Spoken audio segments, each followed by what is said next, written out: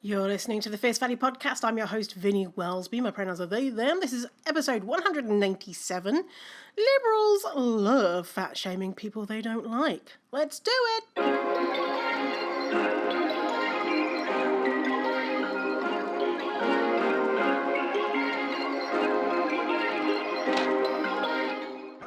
Hello, welcome to the show.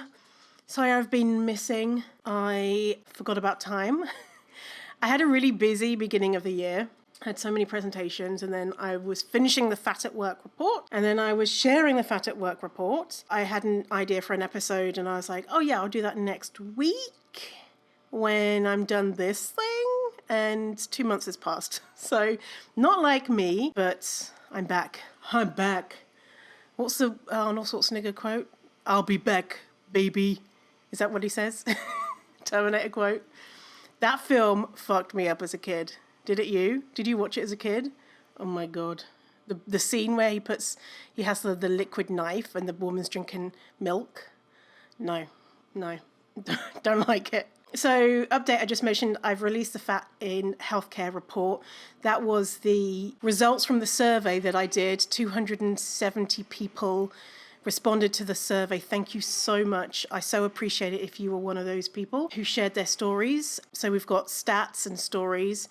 We had a previous podcast where I shared some of the stories halfway through the process, but it is just believably unbelievable how awful it is. So the results showed that it's worse to be fat and trying to access healthcare than it is being in the workplace. The results for fat in the workplace was that 95 point something, can't remember off the top of the head, but 95% of fat folks said that they experienced bias in the workplace. The fat in healthcare one was 99.65.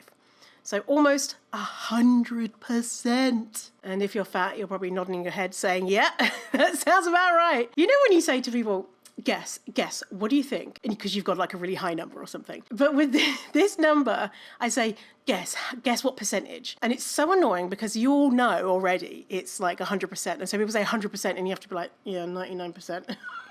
You know, you can't impress them with a big number. Not that it's impressive that almost 100% of fat people experience bias in healthcare, but you know what I mean. You want the person to go, no, oh my God, I can't believe it. But fat people believe it, because we know, right? Which sucks. You can go download that report. It's like 80 plus pages. It's really fucking good. I spent so long making it. I'm very proud of myself for doing it. Just me on my own doing it. You can download it for free. The link will be in the show notes. Or if you forget at any point, you can go to my websites or Instagram. I say websites, I've got fiercefatty.com and I've also got weightinclusiveconsulting.com. So yeah, let's talk about what we're talking about today, shall we?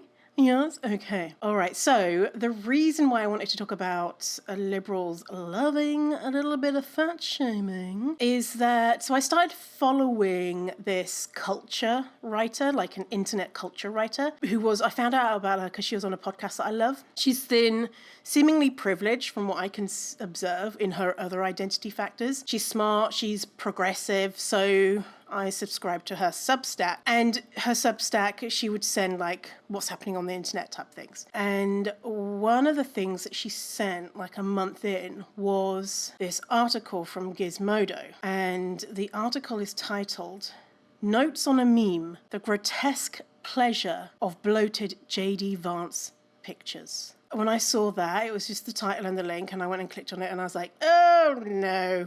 I mean, just even from the title, bloated and grotesque in the same sentence, right? Fat equals grotesque. I was like, well, red flag. So anyway, I looked at it and I was like, this is not cool. I emailed her and I said, hey, by the way, this is anti-fat. She apologized. She said she removed it from her Substack so new people won't see it. Amazing. Love it. So cool that she did that. She said that she just put the article in. She didn't really read it, wasn't too aware of it, that it was just like a current trend that she was reporting on. Which, I mean, I get it. I understand. But from the title, quickly, maybe just because I'm doing this work, it was easy for me to pick out that there's problems with the grotesque and bloated. Like, the problems. So let me just read that one article. It's a short one. I'll link to everything in the show notes. So JD Vance, for those who don't know, who are not in the States, is the vice president. He is a giant piece of shit, terrible person, and people, left-wing people. Actually, let's read this article. So I don't need to tell you what's going on. I'm going to read the article. It's not long. So notes on a meme, the grotesque pleasure of bloated JD Vance pictures. Every day that goes by brings more and more horrifying pictures of the Vice President of the United States, and I love them all. By Matthew Galt, published March 6, 2025.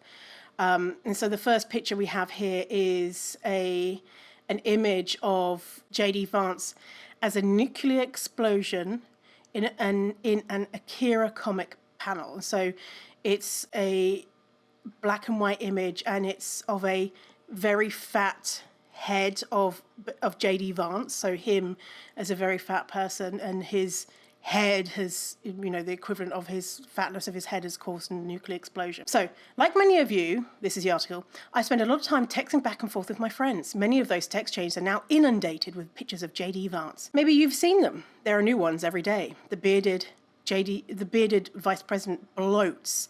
His eyes grow huge. He's a carnival grotesque. His chin widening, his shape contorting. Often he says, please, so please, but with a W. Listen to the words that are being used to describe this, right? You can hear the hate for JD Vance, which is, by the way, I don't like, he's a piece of shit. I already just said that. Just in case, if you're ever confused, I'm not defending JD Vance. I'm critiquing anti-fatness. JD Vance is a piece of shit. But this person is clearly really doesn't like JD Vance and feels vitriolic towards him, and has the same feelings, likely, about fat people, and doesn't realize it.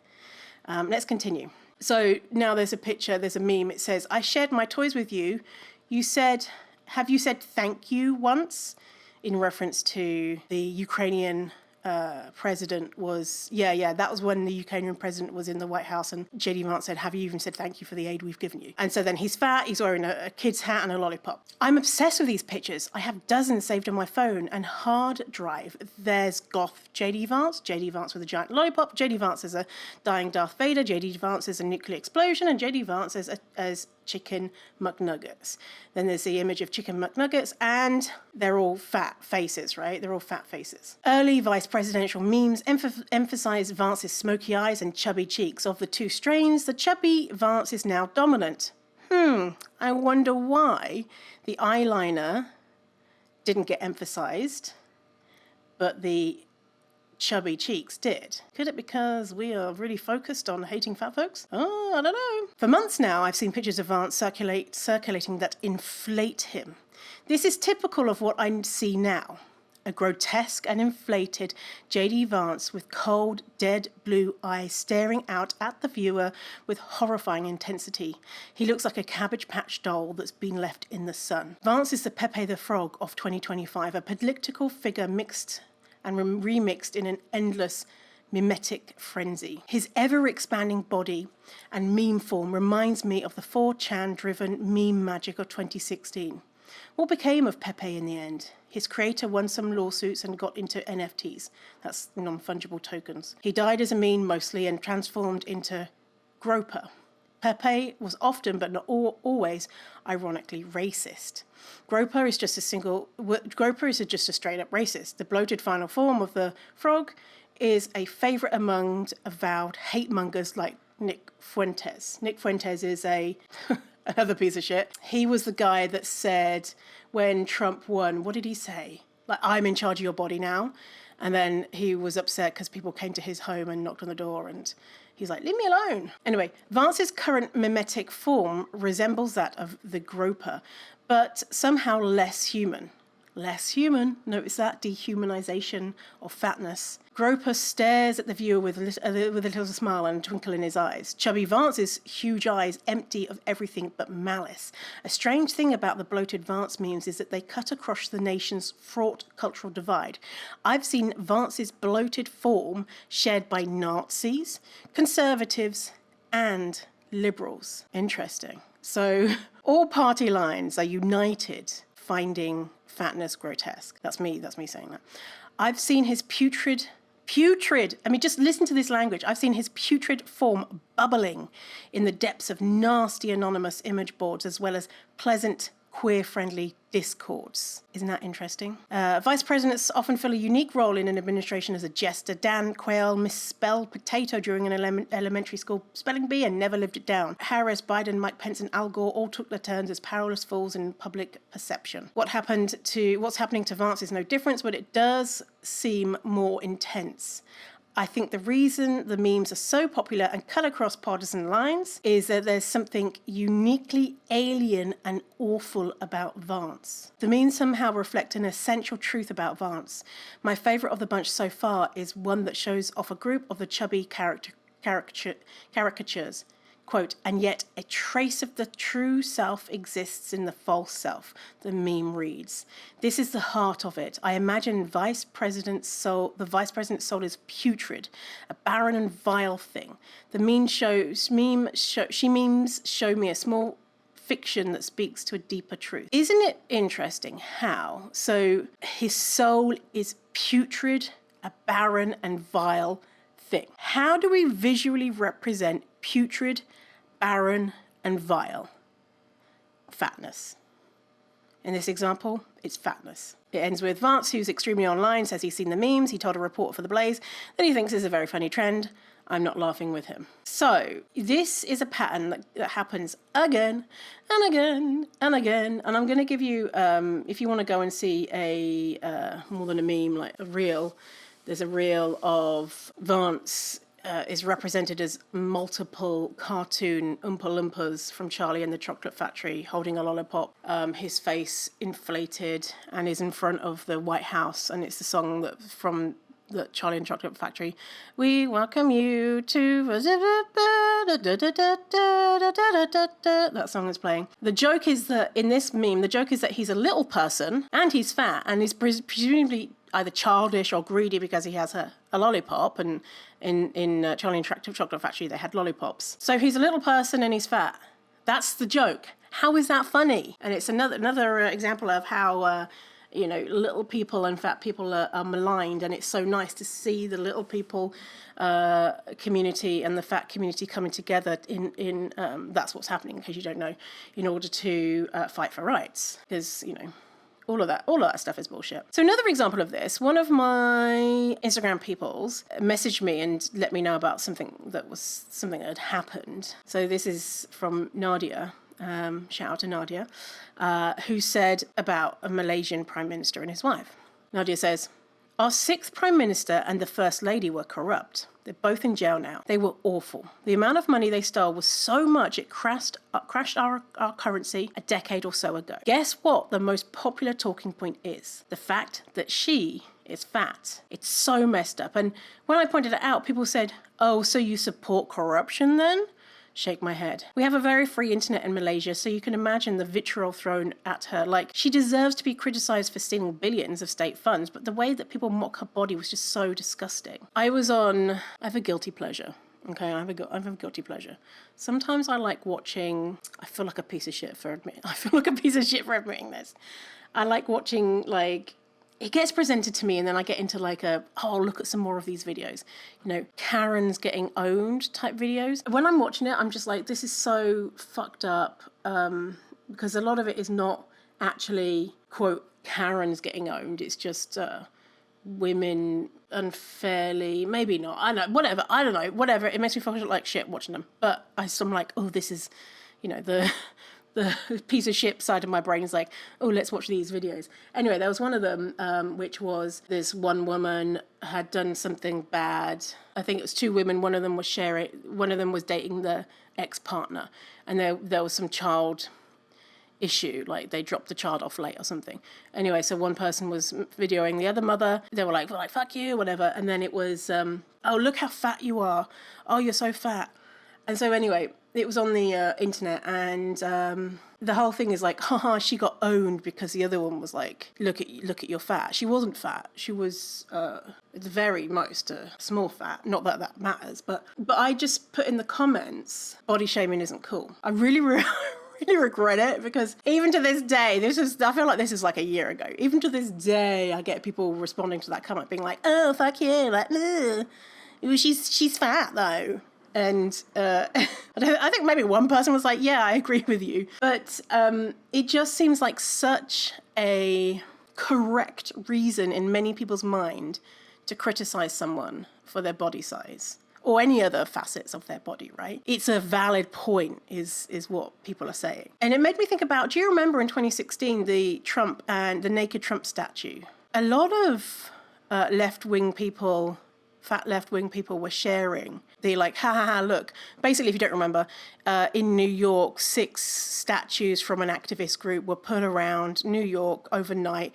It's statues of Trump, representation of Trump, life-size, naked, and it was to do with the emperor's clothes. And so there's that tale, which is that the emperor has no clothes, and he doesn't know, like, he's deluded. He thinks he's wearing clothes, and he's walking down the street and he's naked, and everyone has to pretend that the emperor is wearing these fine clothes. So it's a critique on Trump. But what they did was make his penis very small. And so that's what the joke was, that 1, his penis was very small, and 2, he's fat. So here's a quote from this article from Quartz. Lord knows I don't like Trump, a columnist at The Establishment wrote. My issue with these statues isn't that I'm sensitive or that I'm prudish or even righteous. The joke itself is bad. It relies on body shaming, fat phobia, toxic masculinity, and transphobia to take jabs at Trump. If you're wondering why it's transphobia, the jokes about small penis or even big dick energy, it's saying that big penises are better, they're more worthy, you're more manly if you have a big penis. Some trans men will have smaller penises. And so does that make them a source of ridicule? Should it make them a source of ridicule? Are they less manly or less of a man because they have a smaller penis? Laughing at small penises is transphobic. And another quote from that article, Thomas McBee, an author and editor at Quartz, put it poignantly in a Facebook post. The same instinct that inspires ridicule here is what makes life scary and painful for those of us whose bodies don't look like the way they, quote, should. And what separates them from the brand of vulgarity behind the t-shirts some Donald Trump supporters chose to wear at his political rallies, like the one that read, Trump that bitch, and KFC Hillary special, 2 fat thighs, 2 small breasts, left wing. All of it is just gross, right? But there's a particular type of anti-fatness in the liberal communities that is just not explored. And a lot of the times if people point it out, then it's like, well, no, you know. One of my friends, I say friend, like a acquaintance, had shared a post. Some guy had said something about someone online. And so then she responded by pulling up his picture and saying, well, look how thin you are and how weak you are. You don't have any muscles. And I said, oh, hey, that's not so cool. And she said, well, no, because he was saying mean things about her body. So we should get to say mean things about his body. Well, she didn't say we didn't get to say mean things. But she said, but it's right that we should critique his body if he's critiquing her body. And my stance is, no, we shouldn't, because I don't think that people are bad if they have a body that falls outside of normative beauty or aesthetic ideals. I think people are bad because of their personality and character and what they do, you know. So that person who had said mean things about that other person, it doesn't matter if he's thin and he doesn't have muscles. It matters that he's saying mean things, you know. His body doesn't make him a bad person. So another trend that's been around recently has been Republican women makeup tutorials. So I'll put a link in show notes of this, but there's a video. This is just one example. A video on Instagram, in it a comedian who I'm presuming is male. This person doesn't have their pronouns in their their bio, but I'm making the assumption that this person is male. Anyway, in it, this comedian pretends to be a Republican woman who is doing a makeup tutorial. And so the joke is, this Republican woman is going to do a makeup tutorial and it's going to be bad because Republican women are ugly and have bad makeup skills. So he's using the wrong shades and tools, throws away the beauty blender, puts concealer on his lips, covers his face with dirt, and then adds a cheap, blonde, scraggly wig. And the final result is someone who looks happy. But we obviously know that the joke is that they aren't following the beauty rules, right? Our beauty rules. So at the end, they're happy and oblivious. They don't realize how terrible they look. And it's so easy. I tell you what, it's so easy. My brain goes there quite often. When someone has a bad personality, like if I'm watching another one of my... I know I shouldn't be watching this. 90 Day Fiancé. Any other 90 Day Fiancé fans out there? Well, I'm watching 90 Day Fiancé, and you know, some of the people on there, they're like they are portrayed as not so nice people. A part of my brain goes, yeah, but look at their blah blah blah, and then the other part of my brain is like, oh, for God's sake, like, why are you critiquing their appearance? Because I'm still being bombarded with messages that people should look a certain way. And if they don't, then it's okay to point out how I find them unattractive. This is the battle that's going on in my head. You know, I'm not saying this out loud to anyone. Well, who would I say it to? Dougal, my dog? Like, oh my God, look at her, blah, blah, blah. Anyway, it's the same as right-wing people saying, oh, all left-wing people have blue hair and are ugly and fat. Why are we making fun of this Republican woman makeup style? It's the same with Trump's tanner on his face or foundation or whatever it is that he makes his face the shade it is. That's him accessing gender-affirming care. And we laugh about it, right? But he doesn't hear that. The Republican woman is probably not watching that makeup tutorial, you know, fake makeup tutorial. The people who are there, this content is being shown to other left-leaning people. It's being shown to our community and our friends. And it tells our community and our friends that if you get your makeup wrong, or if I think that your makeup is wrong, then I'm going to be even just inside my head laughing at you and thinking, oh my God, what is she wearing? Imagine if you had a trans friend, a trans woman who is watching this, and they're new to makeup, and they're new to wearing wigs, they're new to finding themselves. And now that person, that your trans friend, is knowing how laughable it is if they get it wrong. Are they going to feel safe with you? That you're going to be supportive and, you know, not judge them if they do put concealer on their lips, you know, or their wig is a bit ratty or too blonde or whatever it is that we've decided is not acceptable or is too Republican. So, on a bridge into that. So all of that is bullshit. So I think it's just so a part of our many people's dialogue to focus on bodies and what they look like when that has nothing to do with the character of something or someone rather. And it's just lazy comedy. Really. It's just boring. And if we want to unlearn all of this stuff, I invite you to maybe don't share the next time there is something that's making fun of appearance. And sometimes it can be really hard to spot. It can be really insidious. Yeah, it can be really insidious and tangled in with, well, this is harmless. But what if one of your favorite people that you love heard you say something that something was wrong about a physical appearance and they were doing that thing? Here's an example. I remember in my early 20s, I saw this porn video, and one of the people in the porn video had a very small penis. And I was like, oh my God. I would thought it was hilarious, super immature, right? And I remember this clearly, telling two of my friends, who were two guys, two of my friends being like, you're never going to guess what. I saw this video, and this person's penis was da-da-da-da-da. Oh my God, how funny is that? And they went on, they were like, yeah, that's so funny. And they went on and they were like, oh yeah, what about in porn videos when you see women that have XYZ?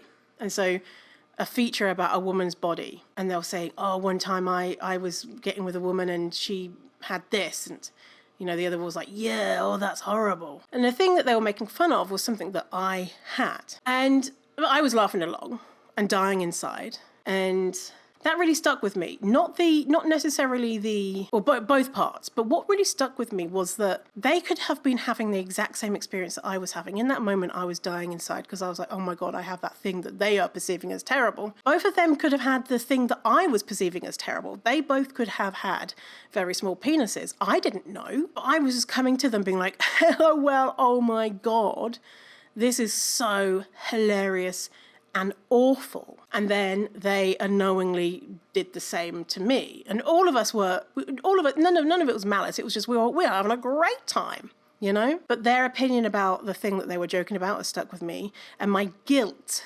for being immature, should I feel shameful because should I give myself grace because I've been thinking about this for like 15 years? You know, I feel guilty that I do struggle with shame of the shit that I used to do. This was when I was really deep into sexism. I was really like, women belong in the kitchen. LOL, make me a sandwich. And yeah, I know, it's like, I was, at the time, I'm a woman. Like, obviously I was dealing with shit. So anyway, let's bridge into saying all this with a caveat. So the left community seem to want to be progressive in other ways, but have trouble with understanding fat people are humans. And so some people might come and say that's because anti-fatness is the last socially acceptable form of bias or discrimination or whatever. And that's where I say, whoa. No. It's funny because I think about 3 people have said this line to me in the last 3 weeks. And it makes sense that people will say this. So people in left communities will say this. People who, especially in the DEI world, when anti-fatness is almost completely ignored. It makes sense that people will say this when you hear the facts and know that there are no laws to protect fat people in almost everywhere in the world, apart from some areas in the States. People have the thought of like, how can this be? And they have anger and confusion as to why this is happening to people that they love or themselves. And this also comes from folks who are maybe newer to fat liberation, and so this is a shock, and so they might have been starting to do work on unlearning other systems of oppression. And so it can seem confusing and shocking, and it seems right that it feels like it could be the last socially acceptable form of discrimination. It can seem like that because you might have friends who are less likely to be overtly bigoted, overtly racist, overtly homophobic, etc., right? It doesn't mean they're not those things. Like, shit, I'm a white person. I am the beneficiary of white supremacy every single day. And there's so many ways that I don't know that I'm perpetuating harm and have yet to discover it. You know, I'm so many ways that I would be deeply problematic for many people within communities that I don't belong, right? That I'm still discovering. So saying that anti-fatness is the last acceptable form of discrimination is almost like saying the others are fixed. The others aren't fixed. They're so far from fixed. And also, here's the thing. If you walked into any right-wing group of friends, you would soon realize 100% they are not only biased against fat people, but they're biased against many other communities. Also, it could mean, you know, if we're saying this, maybe we're not surrounded by people who are comfortable or people who are regularly sharing their experiences if they have different identities to you. So if you're white and you have a lot of white friends and you're not seeing racism on a day-to-day basis, could be because you're white and you don't experience racism, right? So I don't experience racism. So I could say racism isn't a problem. And obviously, not obviously, but, you know, a lot of left-leaning people will very easily recognize, obviously because I don't experience it, it doesn't mean it doesn't exist. But a statement like, this is the last socially acceptable form of discrimination is almost saying, it doesn't exist when it does. And an exercise that helps folks do understand this side of work is The Invisible Knapsack by Peggy McIntosh. I'll send you a link. I won't send you a link. There's a link in there'll be a link in the show notes for this. An article written by Peggy McIntosh, White Privilege, Unpacking the Invisible Knapsack, first appeared in Peace and Freedom magazine in August 1989. And so what Peggy did was talk about the different things that racialized people, have to carry around every day. So knapsack, rucksack, bag. So imagine you're carrying around a bag, and inside that bag, you're carrying rocks or something. Your friend is carrying a knapsack with 10 rocks in, you've got a knapsack with 3 rocks in. You might think we're both wearing the same knapsack, but you don't know how many rocks they're carrying around. The rocks is the daily experiences of being a racialized person in a society that says that supports white supremacy, even unknowingly for some people. And so here's some of the examples that Peggy was giving. So I'm going to read out 9 of them. I think there's like 25. And this was written in 1989. See how many of these are still very relevant, very relevant to 2025. So imagine you've got a knapsack with 9 rocks in it, okay? If you say yes to these questions, take a rock out of this imaginary rucksack, right? So question, I can choose blemish cover or bandages in flesh color and have them more or less match my skin. Can you go to the store and find a band-aid? I was like, what's the American term? Band-aid, or a plaster, the British term, in your skin color. Think of the amount of times you've seen them in a variety of colors. I saw it recently and I was like, wow, this is so cool. And wow, this is so fucked up that this is the first time I've seen this. In Vancouver, a huge city. So if yes, you can find plasters or bandages or blemish cover in your skin color easily, take a rock out. I can take a job with an affirmative action employer without having co-workers on the job suspect I got it because of my race. And so in today's language, it would be, I can take a job with a DEI affirmative employer and not have someone say, you got it because of your race. If that's true, you take a rock out. I can easily buy posters, postcards, picture books, greeting cards, dolls, toys, and children's magazines featuring people of my race. I can easily do that. If a traffic cop pulls me over, or if the IRS audits my tax return, I can be sure I haven't been singled out because of my race. And in today's climate, if a traffic cop pulls me over, I can be sure that they're not going to murder me because of my race. I know as a white person that if I'm pulled over by the police, I have no fear that my race will mean that they will murder me. I have no fear. I'm never asked to speak for all of the people of my racial group. Notice when there's an act of terror, if it's a racialized person, then other racialized people have to speak for that person. If it's a white person, then it's just a white person. It's just any other person, right? You know, as a white person, I would never have to speak for the crimes of, I don't know, Ted Kaczynski, the Unabomber. I watched a video about him recently. This is from like the 80s or 90s. Anyway, I can swear or dress in secondhand clothes and not answer letters without having people attribute these choices to the bad morals, the poverty, or the illiteracy of my race. I can turn on the television or open the front page of the newspaper and see people of my race widely represented. I'm going to say like widely, fairly represented. If I should need to move, I can be pretty sure of renting or purchasing housing in an area which I can afford and in which I would want to live. I can go shopping alone most of the time, pretty well assured that I will not be followed or harassed. Some people will hear that list and they'll get like 9 out of 9 and they will be carrying all those rocks, and that just illustrates the burden of racism in our society that me as a white person, I just wouldn't know, right? Because I haven't experienced it. We can do this, like I use this exercise I use it for fat in my workshops, and so I do the equivalent of I'm able to buy clothes in my size, I'm able to see my body size represented fairly in media, etc. for body size to help people who have smaller bodies realize their privilege.